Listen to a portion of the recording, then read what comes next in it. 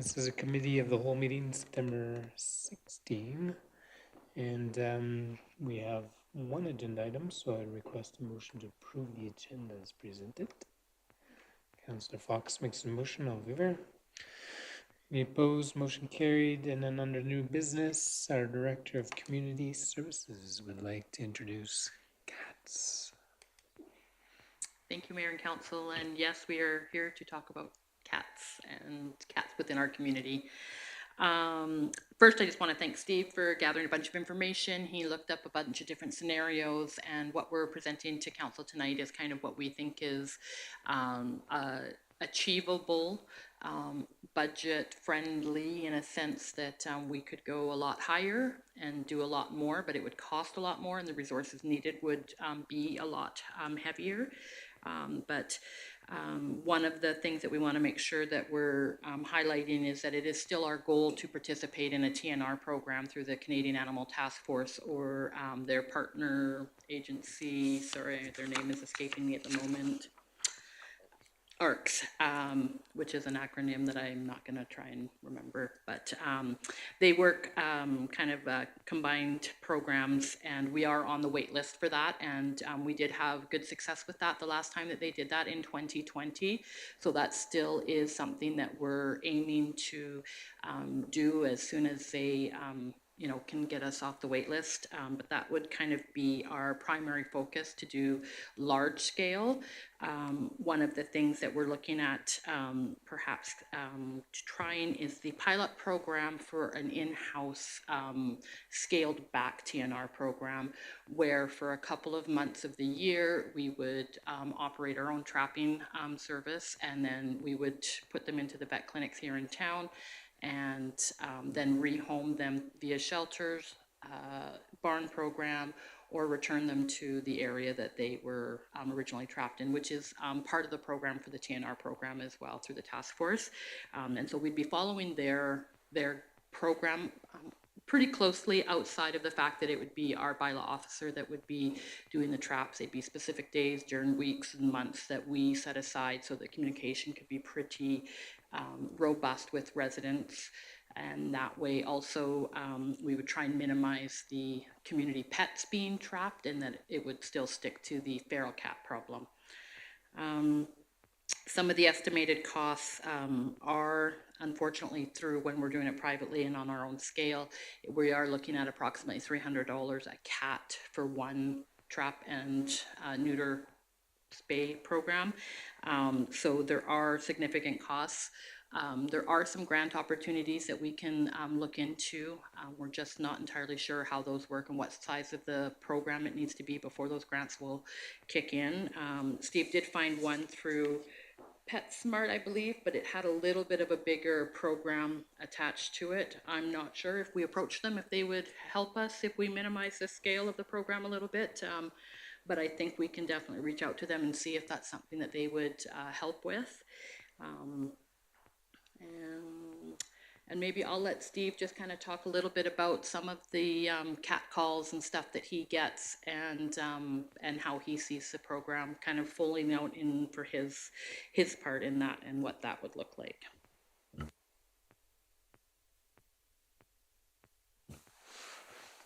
Hello. So to speak to the kind of complaints we get are just cats messing on property, being at large. At this time, we don't have a bylaw, but we're keeping track of the areas that these cats are being reported from in the community. So we'll use that information going forward.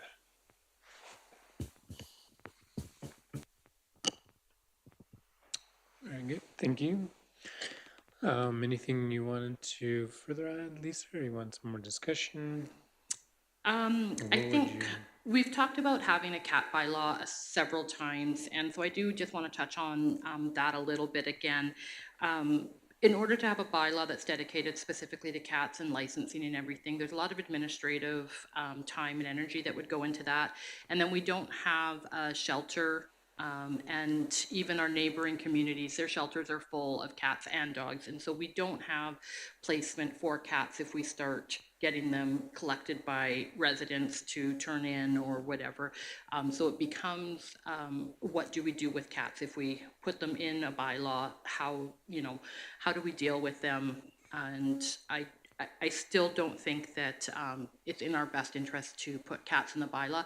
Outside of the nuisance, one of the things that I would like to perhaps do is that we could look at adding a nuisance piece to the animal control bylaw that speaks to pets that are often let out to do their business and they go into their neighbors' yards or anything like that. If there was a way that we could encourage reporting on that and monitoring their neighbors' cats, or if they were able to prove that it was this cat specifically that was using their yard improperly, that there may be some sort of fine that we could associate communication, education, that type of thing. Similar to the barking dog complaints that we have that nuisance piece in our animal control. Actually, that one's in the dog control bylaw, but there is that option as well. And so I would like to do a little bit more research on that type of inclusion into the bylaw.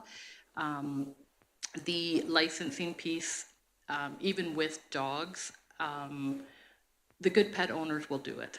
And the good pet owners that take care of their animals will do it. They'll follow the bylaw.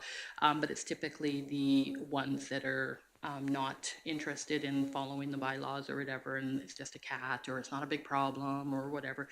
I still think we'll have problems getting those pet owners to license their cats. And so it would just be a consideration that we not do too much addition to the animal control bylaw regarding cats. And I don't know, we've talked about it at the one open house where we were adding the birds, the hen program, as well as the bees.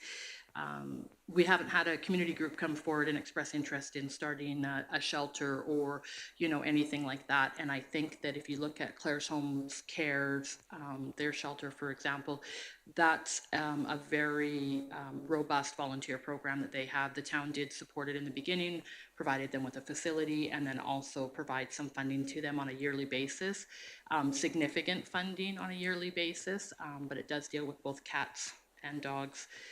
But again, they have a very large volunteer group that operates that, a nonprofit group that operates that. And I have not had anybody reach out to me specifically saying, hey, I would start that. I think we have enough people in our community to start an organization like that. I'm not saying that we shouldn't do something like that, but I'm just saying right now we haven't had any interest from anybody else, and the town itself doesn't have the infrastructure or the staff capacity to handle something like that. So I think from there, we're happy to answer some questions and have a little bit more dialogue on cats and kind of go from there. Thank you very much for introducing this to us. Anyone from council have any questions on the cat situation? Councillor Monteith? I have a few. Any idea how long the wait is on the waiting list? Steve and I have each had a different response both times we've reached out. The first one was in January that I reached out to get back onto the list, and they were like, yeah, no problem. Thought it would be a couple of months, and then I got no response, so emailed them back, and it said the program was kind of paused right now. They're doing a little bit of a reorg, I think, and they're working with some new vets and such. So I think they may just be doing a little bit of a revamp of their whole program. And so it might, once that settles, maybe they can do some scheduling. But even the last time that we did that program, we got approved for it and we had like 4 days notice. They called us and said, we can be there on Thursday. And so it happened on Thursday kind of thing. And that was a Monday or Tuesday that we got that phone call. So I think as long as we're prepared and ready to answer the call when they're able to, we can definitely still make that happen, but I don't have a timeline. I was just wondering, where in town are these feral cats? Is it one spot or is it all over? And how many cats might we be talking about?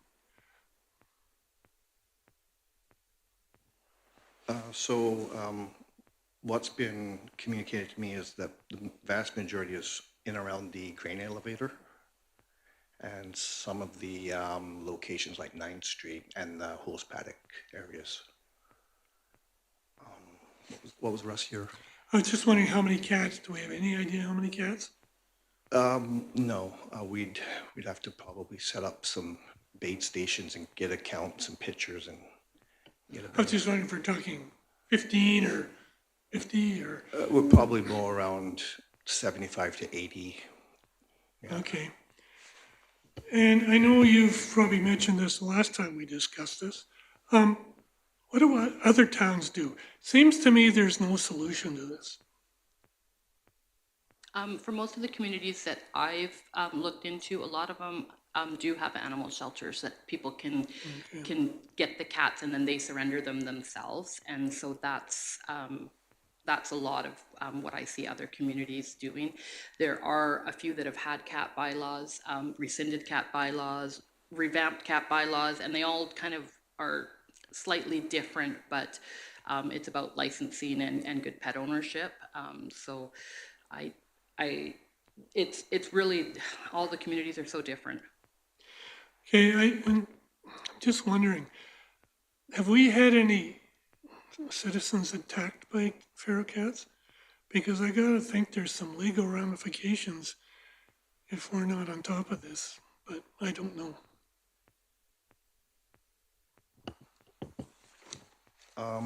I've not had any cat attacks reported to me in the couple years I've been with the town. Okay. I also have not had any reports. More other animals or pets. You good, Councillor Monteith, for now? Yeah? Councillor Henniger? I was just showing Mayor Fader and I know you mentioned the barn projects, but the Warm Whiskers project, I've seen a lot more posts saying we trapped in Fort McLeod and we're moving them. So again, their whole initiative is to trap safely and then relocate to a barn. We have great mousers at our farm. I'm just wondering, they seem to have a few drop-off locations in Fort McLeod, so that's a nonprofit rescue rehabilitate, but at a farm, and that's better. They're trying to show that's a better shelter solution than taking them and leaving them at a shelter. And because it is feral cats, and I walk predominantly around like 9 or 10 o'clock at night, and it is like frenzy of cats. It's kind of gross. And usually, like once you're heading towards the grain elevator roads, it's like cats galore. And so they're going all over the roads.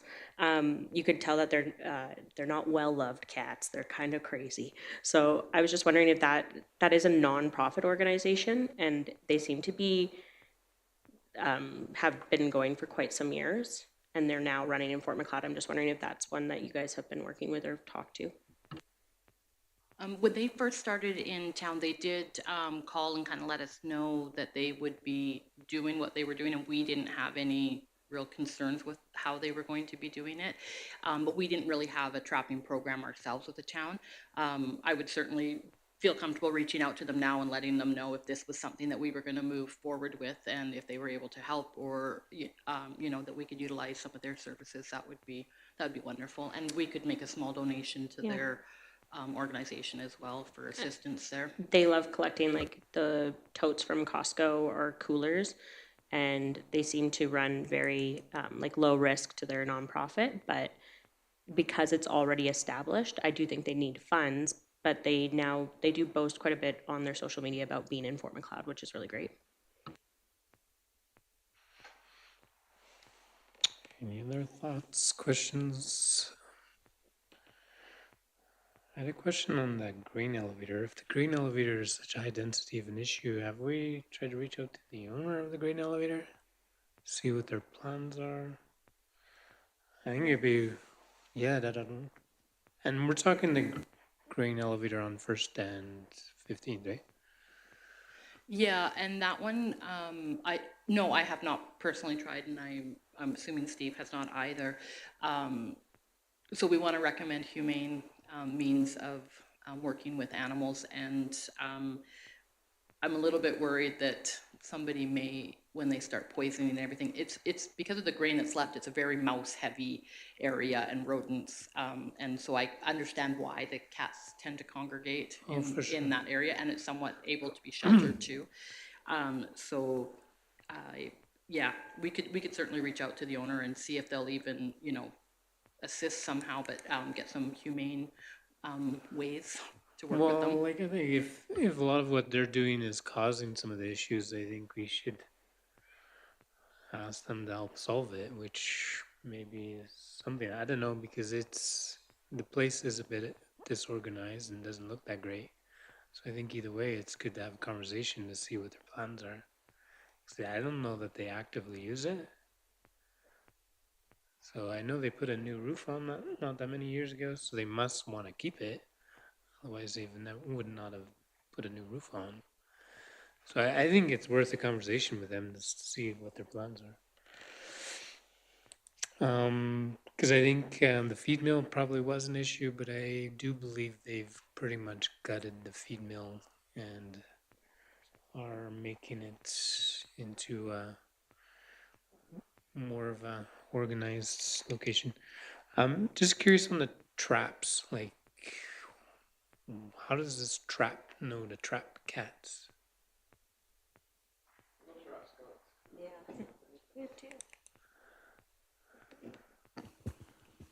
So the humane traps that typically are used just have a door that opens. You put bait in the back of it. They go in, hit a trigger plate. Door shuts behind them. Cat has a collar. You let it out. Cat doesn't. Enters our program. So it can attract other animals as well, I'm assuming. Yeah, it would be a good idea if it do the trapping during the day, so we don't get skunks, raccoons, and porcupine in there. But yes, But during the day, then it would primarily Yes, always yeah. be cats, only be yeah. cats. Most of those other animals are going to be the nocturnals, and we'll stay away from the traps during the day. Okay. Yeah. Interesting. All right. So we have some feedback, some thoughts. Specifically, did you have an ask for council today, or you're looking for direction? I think our ask today is if we're in favor of testing this program out and running it similar to a pilot program, that we get that feedback today, and then we can look more at amending the bylaws, establishing some policies, really outlining how we see the program working and running, and making sure time management wise Steve is okay within his capacity, and then kind of, you know, work through the program in that sense. And then during budget deliberations, we would add a line item to the bylaw budget for this program. And so that would be more what we would be looking for tonight, is that if we're in favor of moving forward with it, that's how we would kind of proceed.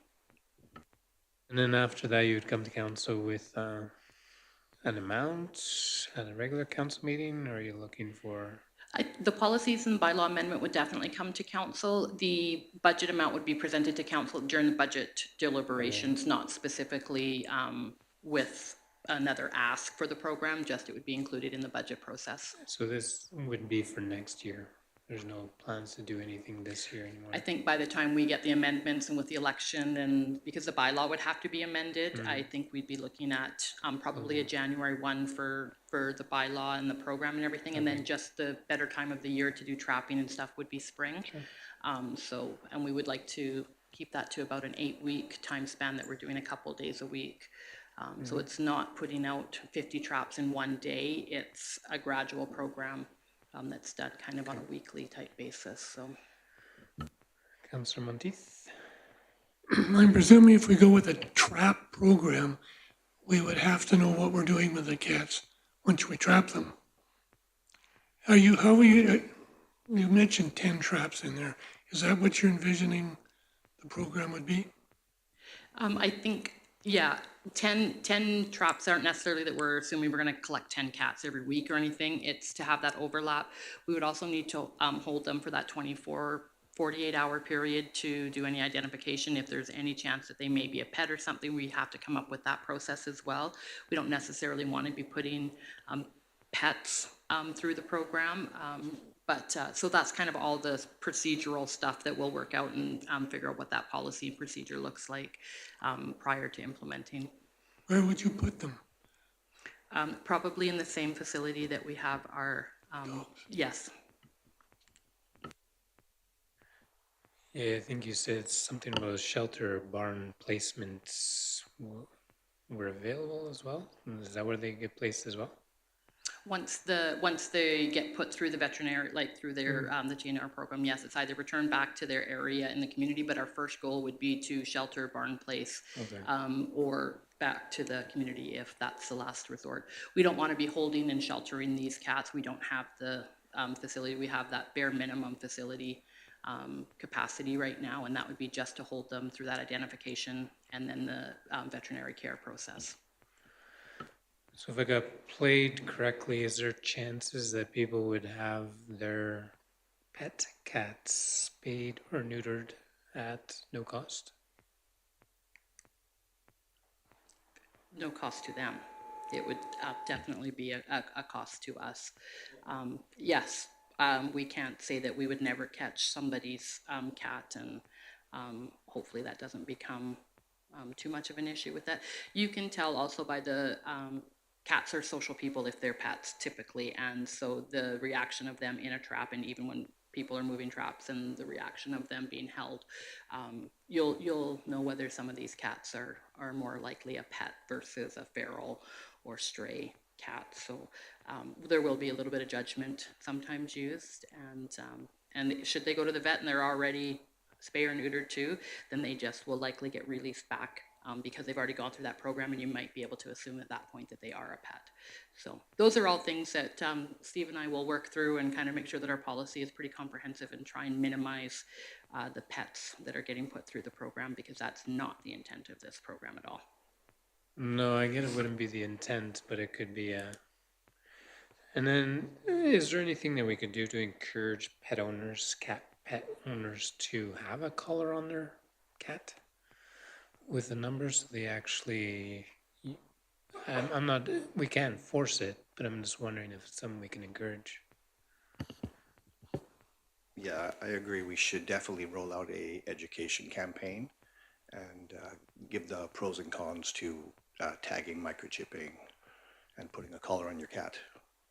And the chance that they could be trapped by the municipality and put into a barn is maybe an incentive, yes. Yeah, that's a good comment, because I think that would be a pretty strong encouragement to a cat pet owner, that if they don't want their cat to disappear all of a sudden, that would be a good place. Okay. Any other thoughts, comments, Councillor Wolstenholme? Yeah, and that's through a licensing program, which I think we want to steer away from because it's really hard to manage, right? So it's possible. Is that what previous councils were asked to do?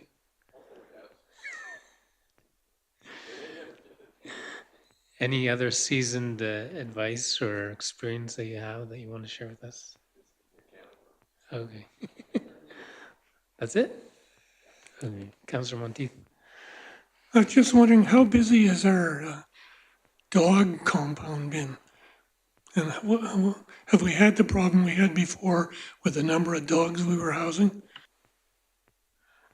I would rather not jinx ourselves by talking about how not busy the kennel has been. We've been fairly lucky. That's good to hear.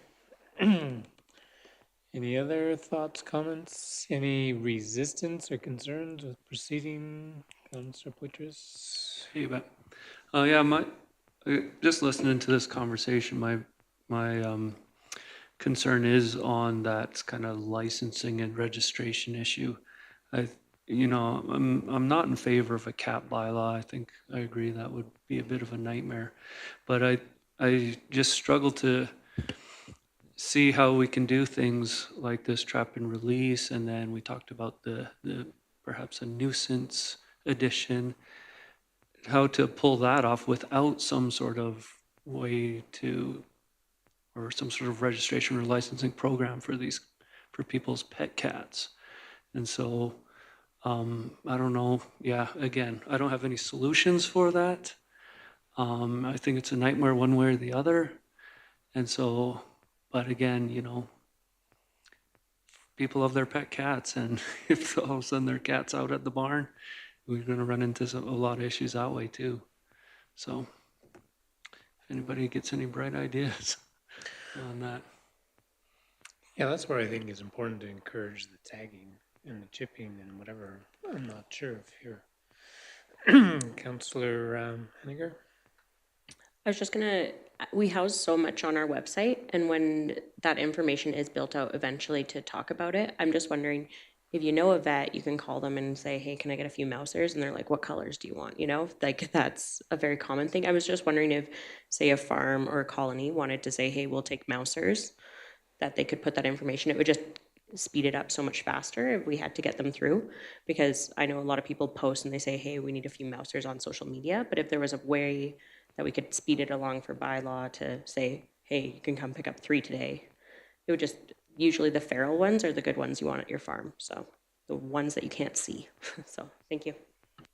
One other thing I just want to clarify too, that we will be initiating a lot of community engagement with this and community conversations and through a social media website page, in the newspaper, that type of thing. This isn't something that we're just going to underhandedly start doing in the community, and so it'd be very advantageous of us to make sure that that's really widely spread before we initiate any sort of program or any traps anywhere.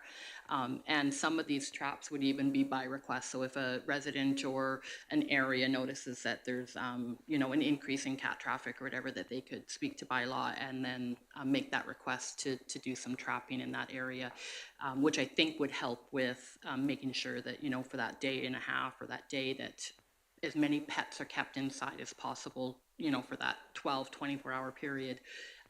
And hopefully that would minimize the pets that are involved in this. Very good. So direction for administration, proceed as per the recommendation. Is that what we're thinking? I think there's interest in looking at the program that you're recommending. I think it looks reasonable and doable. Obviously can be scaled back one way or the other. So, yeah, speaking with the elevator owner might be helpful too, just to see where they're kind of at, and if there's any other problem properties, I think it doesn't hurt to have a conversation. Say again? He'll want them? Yeah, probably. But I mean, you never know if he's, yeah, like, for example, if he's tearing down the elevator at some point, right? That's a different story. All right. I think that's it. Anything from you, Anthony? See over that? No? Nothing else you wanted to add to the agenda last minute? Just to make some use of more time? After the meeting, we'll have just a scheduling question for you all, but that's not a public meeting, it's just a schedule. Sounds good. If there's none, that concludes our meeting for today. Thank you very much.